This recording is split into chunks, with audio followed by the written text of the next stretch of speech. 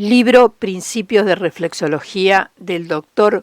Joaquín Rivero Ávila, subtract 6C, en el libro impreso, comprende desde la página 104 a la página 121. Comenzamos con el sistema digestivo, reflujo gastroesofágico y hernia de hiato. Planteamos estas dos patologías en simultáneo porque su terapia es bastante similar. El reflujo gastroesofágico es el paso del contenido del estómago al esófago, produciendo esofagitis como complicación más frecuente. La hernia de hiato es el paso de una parte del estómago a la cavidad torácica, a través del hiato esofágico del diafragma. Todo paciente que presente estas enfermedades deberá estar controlado por un médico. En este caso hay que estimular el esófago y estómago, con movimientos que estimulen el descenso del bolo alimenticio. La zona clínica por excelencia es la válvula gastroesofágica, la cual se estimulará de forma puntual, suave, para que le moleste lo menos posible al paciente, pero firme para llegar al lugar requerido. La estimulación se hace en forma de bombeo alternando, haciendo presión con descompresión. Hay que realizar la maniobra sobre el diafragma estimulándolo, al igual que como en las enfermedades respiratorias, como se comentó en el asma bronquial. En cuanto a la pertenencia de la hoja embriológica, se trabajará todo el sistema respiratorio, en especial la carina, como se explicó en neumonía y bronconeumonía.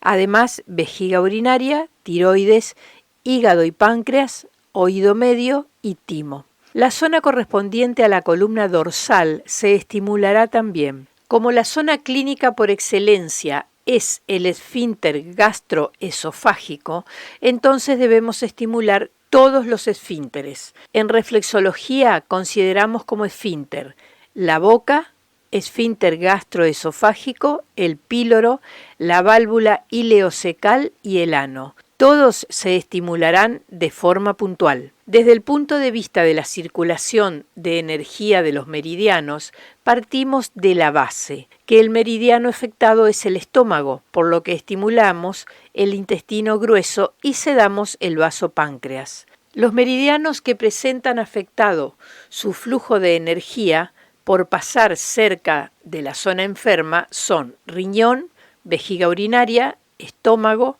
vaso páncreas, vesícula biliar e hígado. Todos estos se estimularán. Nótese como todos, excepto riñón y vejiga urinaria, están en contacto o muy cerca del diafragma. Allí la importancia del estímulo de este músculo, como se explicó en el asma. Pasamos ahora a úlcera péptica gastroduodenal y gastritis. Es una lesión de la mucosa del estómago y del duodeno, que en su mecanismo de producción parece jugar un papel importante el ácido y diferentes sustancias y enzimas como la pepsina, así como una bacteria, el Helicobacter pylori. Todo paciente con esta enfermedad debe estar controlado por un médico. La zona clínica, en este caso estómago y duodeno, serán sedadas. Colocamos la yema del dedo pulgar para que abarque toda la superficie del estómago y después el duodeno, y se va aumentando la presión muy despacio. Se sedará al mismo tiempo la zona simpática para disminuir los niveles de ansiedad y estrés del paciente. Se estimularán los mismos órganos que en el reflujo gastroesofágico para dar cumplimiento a las hojas del embrión. Será beneficioso si realizamos la maniobra de estimulación del diafragma, como se explicó en el asma. La parte de la columna vertebral correspondiente se estimulará. Desde el punto de vista de las formas, el estómago se relaciona con los senos nasales, mastoides, oído medio, vesícula biliar y vejiga urinaria, por lo que debemos estimular estas zonas. En cuanto a la circulación de energía de los meridianos, debemos estimular intestino grueso y sedar vaso páncreas. Hay que tener en cuenta vesícula biliar, ya mencionada, se estimulará, el estómago, que se sedará, vasopáncreas, ya mencionado, se sedará, vejiga urinaria, ya mencionada también, se estimulará, riñón e hígado que se estimularán, que son los meridianos que pasan por la zona o cerca de esta que tiene sus energías obstruidas. En un porcentaje importante de pacientes se demuestra la presencia de Helicobacter pylori. Esta bacteria desempeña un papel importante en la producción de úlceras, por lo que debemos estimular la zona linfática local, o sea, la válvula ileocecal y la zona supraclavicular derecha, así también como hígado, médula ósea, vaso y timo. En cuanto a la pertenencia de la hoja embriológica, se trabajará todo el sistema respiratorio, vejiga urinaria, tiroides, hígado y páncreas, oído medio y timo. Pasamos ahora a diarreas. Es el aumento del volumen, fluidez o frecuencia de las deposiciones. Toda la zona clínica, en este caso intestino fundamentalmente grueso, se sedará. Con la yema del dedo pulgar nuestro se va haciendo presión en forma lenta en todo el recorrido del colon, en sentido contrario a los movimientos peristálticos, o sea, del colon recto al sigmoides descendente, transverso y ascendente. Como una de las causas más frecuentes de la diarrea es la infecciosa, debemos estimular el sistema linfático local, así como el timo, vaso, médula ósea e hígado. Con relación a las capas embriológicas, será igual que el reflujo gastroesofágico.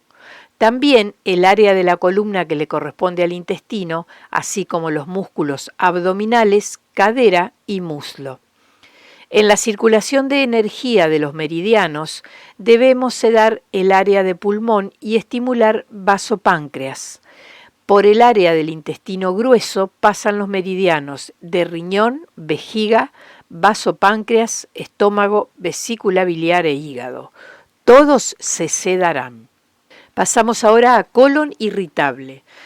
El colon irritable es una enfermedad que está desencadenada fundamentalmente por el estrés y en ocasiones por la ingesta de los alimentos. Parece que su frecuencia va en aumento. Se plantea que es una alteración en la motilidad del tubo digestivo, pero fundamentalmente de los intestinos. Sus síntomas predominantes son diarreas, que alterna con estreñimiento, distensión abdominal después de las comidas y dolor difuso en el abdomen.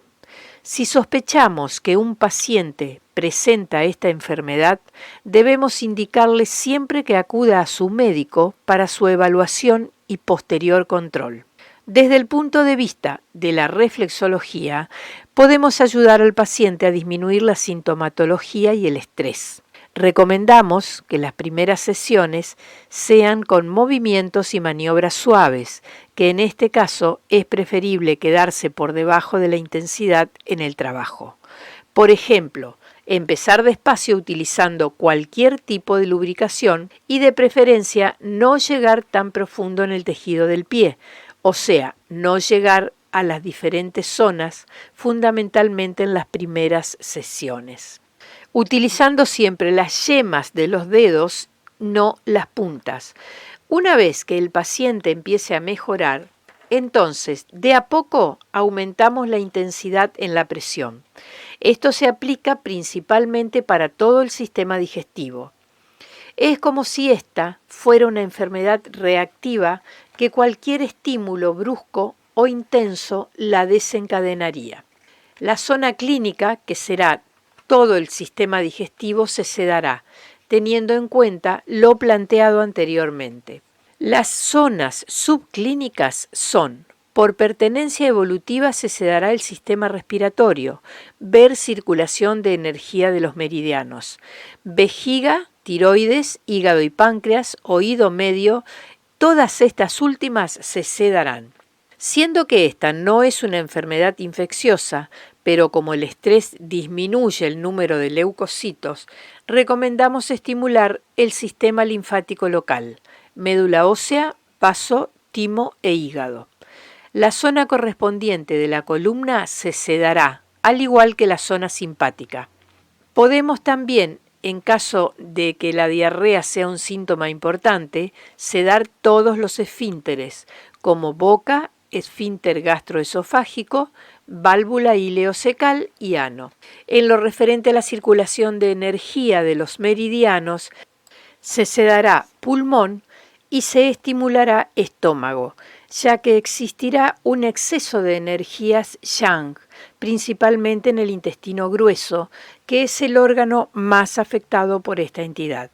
Los meridianos que pasan por el área afectada son vesícula biliar e hígado, se sedarán, estómago, vejiga urinaria ya mencionada, riñón ya mencionado también, y vasopáncreas se estimularán. Pasamos al estreñimiento. El estreñimiento se presenta cuando el paciente nos refiere evacuación poco frecuente, cuando se hace difícil el acto de defecar, heces duras o sensación de evacuación incompleta. En este caso, el área clínica será el intestino grueso.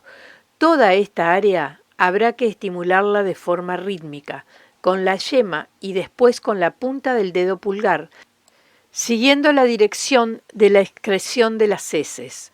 Es como si estimuláramos los movimientos peristálticos. En cuanto a las zonas subclínicas, podemos mencionar, con respecto a las hojas del embrión, sería igual que el resto de las enfermedades del aparato digestivo. La zona que le corresponde a la columna vertebral y además toda la zona de los músculos del abdomen, rectos u oblicuos, la articulación de la cadera y el muslo hasta la rodilla. Trabajaremos además todos los esfínteres como la boca, esfínter gastroesofágico, válvula ileocecal y ano. La circulación de energía de los meridianos se favorecerá si estimulamos los pulmones, que se hará de abajo hacia arriba facilitando la salida de las secreciones, y sedaremos estómago. Esto es así, ya que en este caso el intestino grueso tendrá aumentadas las energías yin. Además, los meridianos que pasan cerca o por la zona clínica son vasopáncreas, riñón, ya mencionado, hígado, vesícula biliar, vejiga, ya mencionada. Todos estos se estimularán. Nos quedaría el estómago que se sedará, ver circulación de energías de los meridianos. Pasamos ahora a diverticulosis. En caso de diverticulosis nos referimos a los divertículos del colon, adquiridos a lo largo de la vida por ser los más frecuentes. Los divertículos son herniaciones de la mucosa o protrusiones en forma de saco de la mucosa del colon, que pasa a través de la capa muscular, en el lugar en que la arteria nutricia pasa por la capa muscular.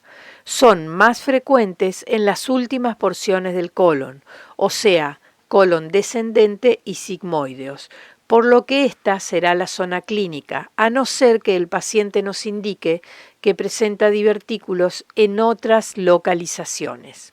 La zona clínica en este caso se estimulará con movimientos suaves, pero firmes para llegar a la zona requerida. Estas maniobras se harán a favor de los movimientos peristálticos. En la diverticulosis siempre está el peligro de la infección del o los divertículos, lo que llamamos diverticulitis, por lo que debemos estimular la zona linfática local, en este caso la válvula ileocecal, vaso, timo, médula ósea e hígado. A esta complicación debemos siempre tenerla en cuenta. Si la sospechamos, el paciente debe acudir a un facultativo.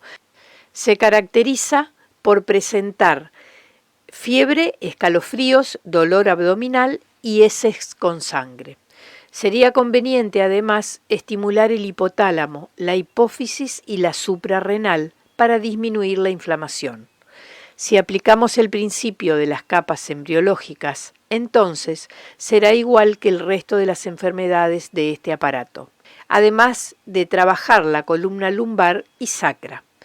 Es recomendable además actuar sobre los músculos abdominales, articulación de la cadera y muslo. estimular pulmón y sedar estómago, por la circulación de energía de los meridianos. Observando el recorrido de los meridianos, vemos que los siguientes pasan cerca de la zona clínica, por lo que sus órganos respectivos serán estimulados. Vesícula biliar, estómago ya fue mencionado y será sedado, riñón ya mencionado, vaso, páncreas e hígado. Pasamos ahora a hemorroides. Las hemorroides son varicosidades del llamado plexo hemorroidal, generalmente acompañado de cierto grado de inflamación de la zona y de sangramiento.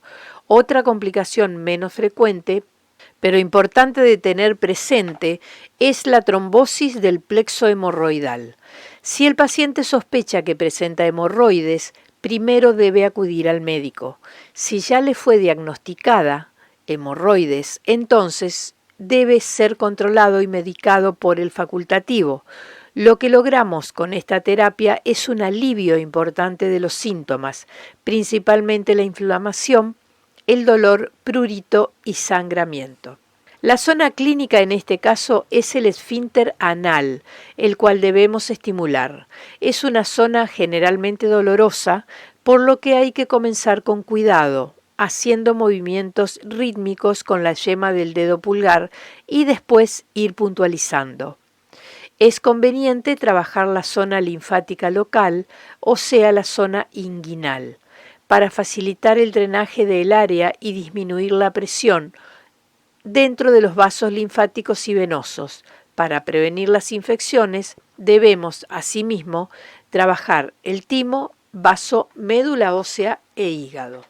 Es aconsejable realizar masajes con la palma de las manos en la cara externa de las piernas, en la zona de la rodilla hasta la articulación de la cadera, y toda la cara dorsal del pie del paciente en reiteradas ocasiones, y por la cara interna de las piernas, partiendo desde la planta del pie del paciente, pasando por el maléolo interno y subir hasta la zona de la rodilla, es decir, de abajo hacia arriba, siempre con la palma de la mano haciendo una ligera presión.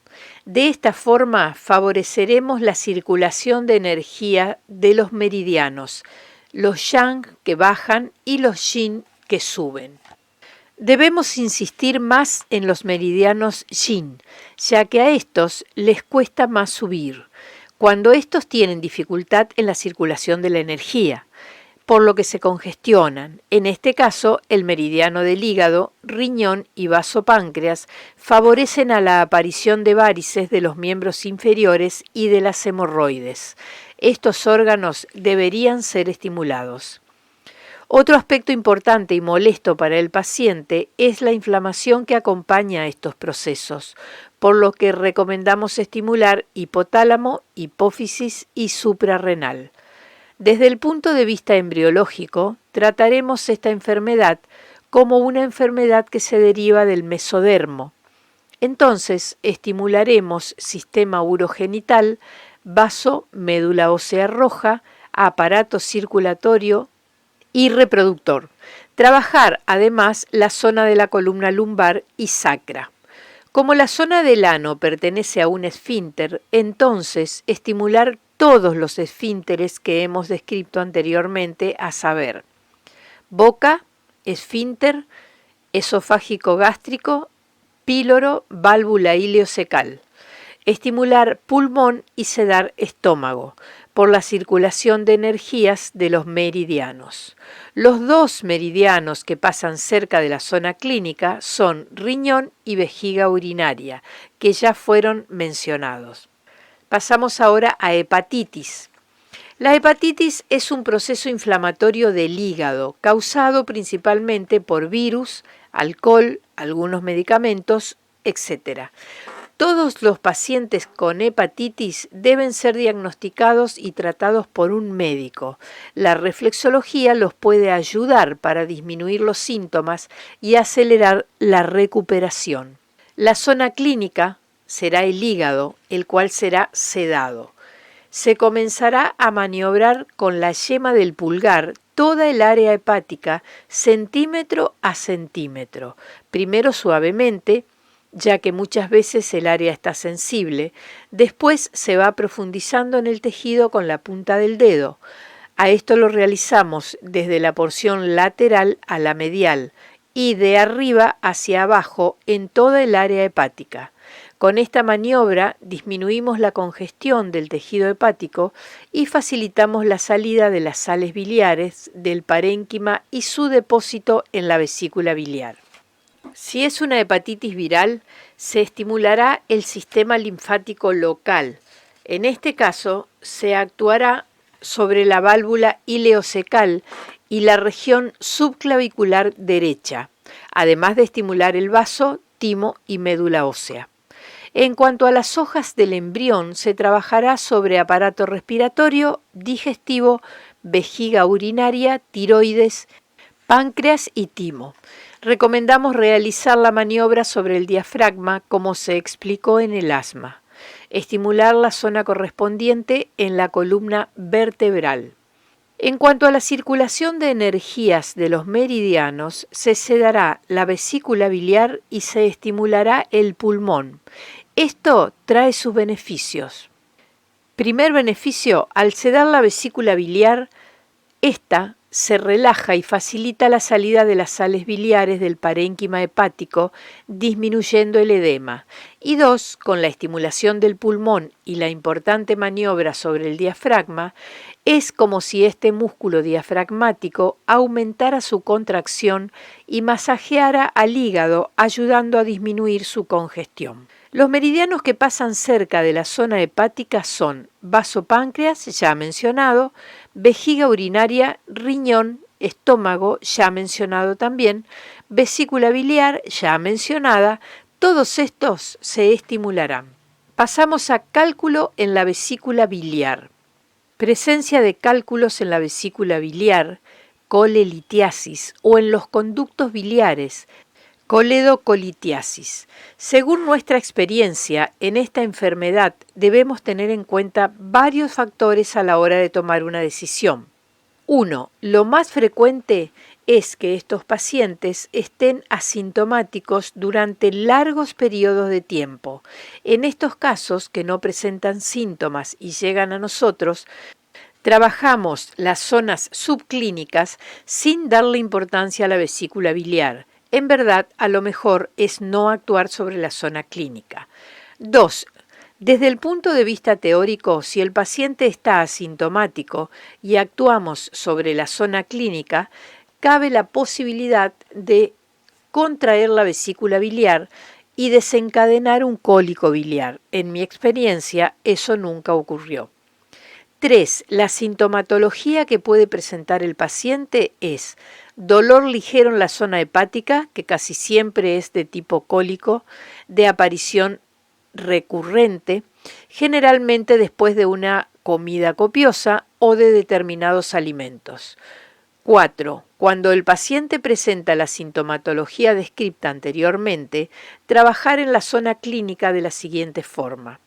En la cara dorsal del pie del paciente, en un punto del meridiano de vesícula biliar, este punto se localiza entre los huesos metatarsianos cuarto y quinto, en una depresión que existe inmediatamente encima de la articulación tarso-metatarsiana.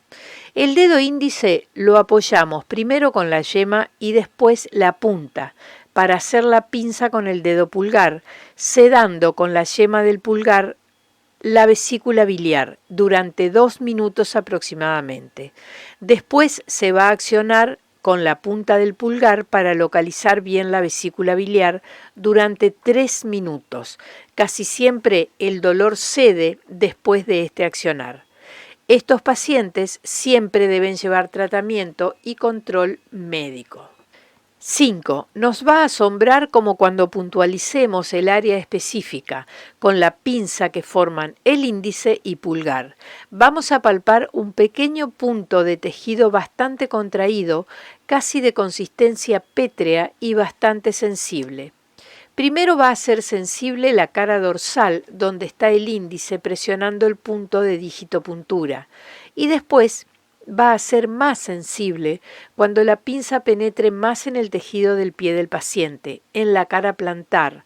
En este momento decimos que el punto de digitopuntura se desbloqueó y es cuando verdaderamente llegamos a la vesícula biliar refleja. A esto lo debemos hacer lo más suave posible para ocasionarle la menor molestia al paciente. Punto 6. Hay que tener siempre presente la posibilidad de que el cálculo se complique con una colecistitis aguda, que es la inflamación de la vesícula biliar. El síntoma predominante es el dolor en forma de cólico en la zona hepática que va aumentando con el transcurso de los minutos. El paciente puede presentar fiebre, náuseas y vómitos. Si se sospecha que un paciente presenta esta entidad, se remitirá a un centro médico sin actuar sobre ellos. 7. Teniendo presente estas aclaraciones, no debemos tener problemas a la hora de tomar una conducta. Recordar no tener miedo. Si se duda, lo mejor es derivar a otro colega o solamente actuar sobre las zonas subclínicas o directamente a un médico. Cuando aplicamos los distintos principios a esta enfermedad, vemos que al hablar de las capas del embrión, debemos actuar sobre el esófago, estómago, duodeno e intestino delgado, sistema renal. Estos se sedarían. Ver circulación de energía de los meridianos. Páncreas e hígado, estos dos últimos se estimularán. Actuar sobre la parte de la columna que le corresponde. En lo correspondiente a las formas, actuaremos sobre el oído medio, mastoides, senos nasales, estimulándolos. Estómago y vejiga urinaria se sedarían, ver circulación de energías de los meridianos. Cuando vemos la circulación de energías entre los meridianos, sedaremos el meridiano de triple recalentador, a saber, el sistema respiratorio, digestivo y renal, y estimularemos el hígado, ya que en este caso tendría aumentada la energía yang, la vesícula biliar. Cuando recorremos la distribución de los meridianos en el cuerpo, vemos que vejiga, riñón y estómago se sedarán. Ver circulación de energía de los meridianos. Además, hígado y vasopáncreas se estimulan. Pasamos a enfermedades renales. Infección urinaria. La infección urinaria es la infección e inflamación del árbol urinario desde el riñón hasta la uretra, causado por agentes microbianos.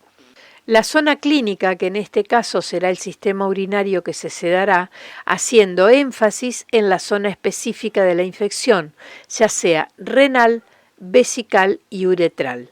Se trabajará sobre la zona de la sínfisis del pubis. Esta zona será importante trabajar en toda alteración de los órganos que están entre el ombligo y la base de la pelvis, o sea, órganos sexuales, internos y externos, sistema renal y digestivo, en este último caso, íleo, colon ascendente y descendente, sigmoides y recto. Esta zona se trabajará con el dedo pulgar nuestro como casi siempre, primero con la yema y después con la punta. No hacerlo bruscamente, ya que es un punto normalmente bastante sensible. Su sensibilidad aumenta cuando hay alteraciones en los órganos mencionados. Como toda enfermedad infecciosa, se estimularán la zona linfática local, el vaso, timo, médula ósea e hígado. Con relación a las hojas del embrión, se estimulará sistema cardiovascular y vaso. También por su íntima relación con el sistema genital, ovario, trompas de falopio, útero y vagina en el caso femenino, y testículo, conductos deferentes, próstata y uretra, pene en el caso masculino. Relación ojo, oído, riñón. Como vimos anteriormente, hay una relación entre estas tres áreas, por lo que estimularemos oídos y ojos. En la relación segmentaria de la columna, debemos estimular la zona lumbar y sacra. Aplicando la circulación de energía de los meridianos, vemos que si la infección está situada principalmente en la zona alta del sistema renal, se tendrá que sedar vejiga urinaria y estimular vesícula biliar. Si la infección es en el tracto urinario inferior, se sedará intestino delgado y se estimulará riñón. Los meridianos de estómago, vesícula biliar, hígado y vasopáncreas pasan por el sistema renal, por lo que se estimularán. Pasamos a enuresis. Enuresis es orinarse en la cama de noche. Es normal hasta los 2 o 3 años. Después de esta edad se vuelve un problema, a veces difícil de manejar. Siempre debe ser visto por un pediatra para descartar cualquier alteración orgánica.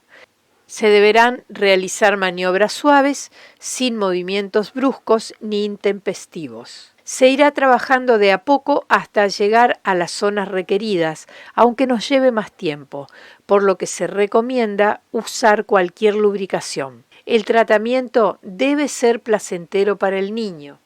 Nos debemos ganar su confianza para que éste se relaje y el tratamiento sea efectivo. Cuidar mucho para que el niño no sienta dolor ni molestias. Trabajar el tiempo suficiente con las yemas de los dedos. En este caso se requiere más tiempo que en los adultos y después bien despacio para ir utilizando la punta de nuestros dedos, pero siempre buscando que el tratamiento sea placentero. En este caso se sedará toda la zona clínica, o sea, todo el sistema renal. También la zona simpática, para disminuir la catecolamina y que disminuya el nivel de ansiedad del pequeño. Se sedará además la zona de la sínfisis del pubis, como se explicó en la infección urinaria. Para dar cumplimiento al principio de las capas embrionarias, será igual que infección urinaria. La parte correspondiente de la columna lumbar y sacra se estimularán. En la circulación de energías de los meridianos se sedará intestino delgado y se estimulará vesícula biliar. Los meridianos que tienen disminuida la circulación de energías son vasopáncreas, hígado, vesícula biliar y estómago. Estos dos últimos se sedarán, por lo que sus órganos deberán ser trabajados.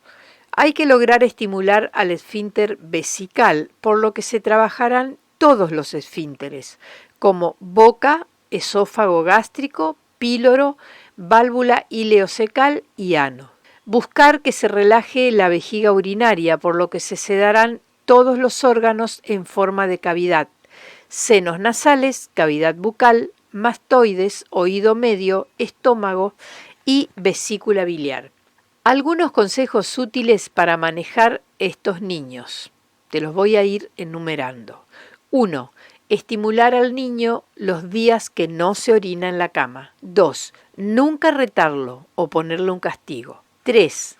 Averiguar el o los sucesos dentro del ámbito familiar, en la escuela u otro lugar que faciliten la enuresis, como discusión de los padres, cambio de escuela o de casa, la llegada de un nuevo hermanito o la muerte de algún familiar. 4. Nunca compararlo con algún otro niño o burlarse. 5. Hacerlo partícipe de la limpieza de la ropa de cama y del colchón. 6. Disminuir la ingestión de líquido en las últimas horas antes de irse a dormir. 7. Despertar al niño en la madrugada para que no se orine. Pasamos a insuficiencia renal. En esta enfermedad se comentará solamente sobre la insuficiencia renal crónica, ya que una fase del tratamiento de esta se hace de forma ambulatoria, y la insuficiencia renal aguda generalmente se trata en los centros de salud, por su gravedad y el peligro para la vida del paciente. La insuficiencia renal crónica es una enfermedad que se produce por varios procesos patológicos que dan lugar a alteración en la función excretora y reguladora del riñón. En este caso, la zona clínica se estimulará, o sea, todo el sistema renal, pero en especial los riñones. Es importante tener en cuenta que se deberá estimular de a poco, o sea, ir introduciéndose en la zona clínica, más específicamente en el riñón, despacio. Tomando como principio las hojas del embrión, será igual que en la infección urinaria. ¿Cómo combatir la anemia en la insuficiencia renal crónica? Aquí vamos a desarrollar 5 puntos que te voy a ir enumerando. 1. En la insuficiencia renal hay una destrucción progresiva del tejido renal, por lo que las células que sintetizan eritropoyetina, hormona fundamental para la producción de hematíes, también sufren degeneración y necrosis. Precisamente, uno de los síntomas de la enfermedad es la anemia. En estas condiciones es importante estimular la zona de la médula ósea para aumentar la producción de glóbulos rojos, así como hígado y vaso, que también intervienen en el metabolismo de esta. Punto 2. Incluiremos también al intestino delgado para intentar aumentar la absorción de hierro. Estimular además la zona de la columna que corresponde al sistema renal, zona lumbar y sacra. En cuanto a la circulación de energía de los meridianos, se estimulará intestino delgado, ya mencionado, y se sedará el meridiano de circulación sexualidad, en este caso, corazón, pericardio y órganos sexuales, ya mencionados. Pasamos al punto 3. En el caso del corazón, sedarlo es conveniente, ya que en esta entidad, al riñón no filtrar la sangre correctamente, hay retención de algunos electrolitos, en el específico el sodio, por lo que en la insuficiencia renal crónica generalmente cursa con la hipertensión arterial. Punto 4. En el caso del pericardio, también sedarlo es lo indicado, ya que algunos enfermos desarrollan la llamada pericarditis o derrame urémico, que es la inflamación e irritación del pericardio con colección de líquido en el espacio entre el corazón y la superficie interna del pericardio. Punto 5. En el caso de los órganos sexuales, también conviene sedarlo por provenir de la misma hoja embriológica y además por la íntima asociación de estos dos sistemas, la vecindad entre ellos. Así, cuando sedamos el útero y próstata, relajamos al mismo tiempo vejiga urinaria, facilitando el descenso de la orina por el árbol renal. Hay varios meridianos que pasan por la zona renal: estómago, hígado, vaso, páncreas y vesícula biliar. Todos estos órganos se estimularán. En cuanto a las capas embriológicas, será igual que infección urinaria. Pasamos a cálculos renales. Los cálculos urinarios pueden aparecer en cualquier localización de las vías urinarias y pueden originar cólicos intensos, infección y obstruyen el flujo de orina. Según nuestra experiencia, es importante conocer el tamaño y la localización del cálculo. Esto se logra realizando cualquier técnica de imagen complementaria como ecografía o exámenes de radiografías simples o contrastadas. Es importante añadir que los cálculos pueden cambiar su localización en las vías urinarias, por lo que estos exámenes deben ser lo más actualizado posible. La mayoría de los cálculos que están en el uréter se localizan en el tercio inferior y a nivel de las estrecheces anatómicas de estos. Consideraciones generales a tener en cuenta a la hora de tomar la conducta. Aquí se desarrollan 8 puntos que te voy a ir numerando. 1. En muchas ocasiones, cuando comenzamos a palpar el pie, en el recorrido de las vías urinarias nos damos cuenta que hay una zona más indurada y más sensible. Es un puntito pequeño y que con cierta experiencia lo podemos localizar. Es el reflejo del cálculo. Este casi siempre está en el pie del lado afectado. Punto 2. Lo más importante a tener en cuenta a la hora de hacer la terapia es el tamaño del cálculo. Los cálculos grandes, o sea, de más de 1 centímetro, se alojan en el tercio superior de las vías urinarias, es decir, pelvis renal y parte superior de los uréteres. Los cálculos más pequeños, menos de 0,5 centímetros, se alojan en las porciones finales de los uréteres. Punto 3. Sostenemos que los cálculos mayores de 0,5 centímetros no deben tratarse. Esto es así, ya que si los tratáramos provocaríamos un cólico renal y la obstrucción al fluido de orina, con las consecuencias que esto traería. Punto 4. Los cálculos menores de 0,5 centímetros son los candidatos a nuestro accionar. No importa la localización que tengan en el árbol urinario, pero como es lógico pensar, siempre que la posición sea lo más baja posible en el uréter, más se facilita nuestro trabajo. El objetivo es que el cálculo viaje hasta la vejiga urinaria, donde no debería provocar tantas molestias al paciente y el abordaje médico es más fácil. Debemos aconsejar a los pacientes que antes del tratamiento tomen abundante líquido para aumentar la diuresis y facilitar el paso del cálculo. Punto 5. En algunas pocas ocasiones el objetivo no es cumplido. Si después de realizar todas las maniobras que entendamos correctas con la intensidad y tiempo necesarios, el cálculo no cambia de posición, no debemos insistir con el tratamiento en la misma sección de trabajo. Generalmente debemos esperar hasta 72 horas para volver a intentar. Si en esta segunda ocasión no desciende el cálculo, concluir que el tratamiento ha fracasado. Punto 6. En otras pocas oportunidades, después de hacer el tratamiento, no se logra que el cálculo se ubique en la vejiga urinaria, pero sí que descienda en el uréter.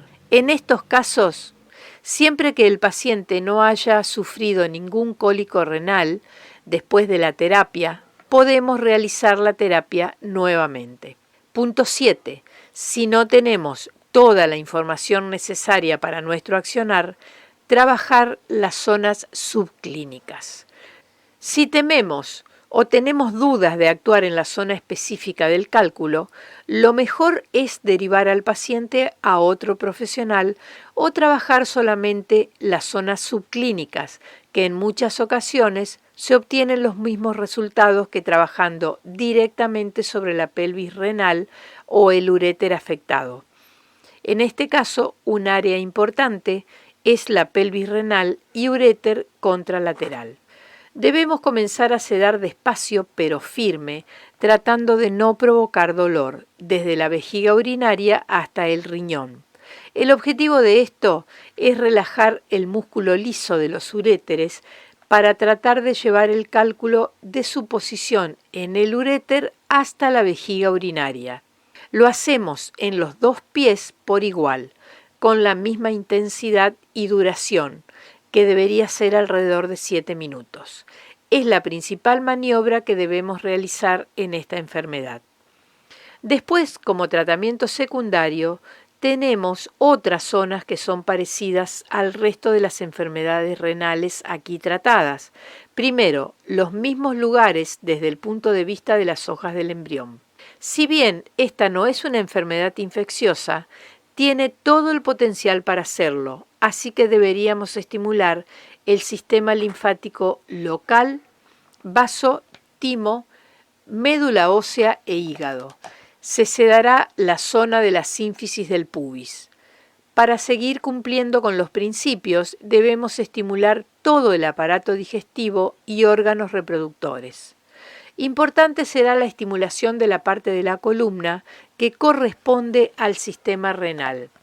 En cuanto a la circulación de energías, se sedará vejiga urinaria, importante para que facilite el descenso de orina y del cálculo, y se estimulará el meridiano de circulación sexualidad, o sea, corazón y órganos reproductores internos y externos ya mencionados. Los meridianos obstruidos son estómago, vesícula biliar, hígado, vaso y páncreas.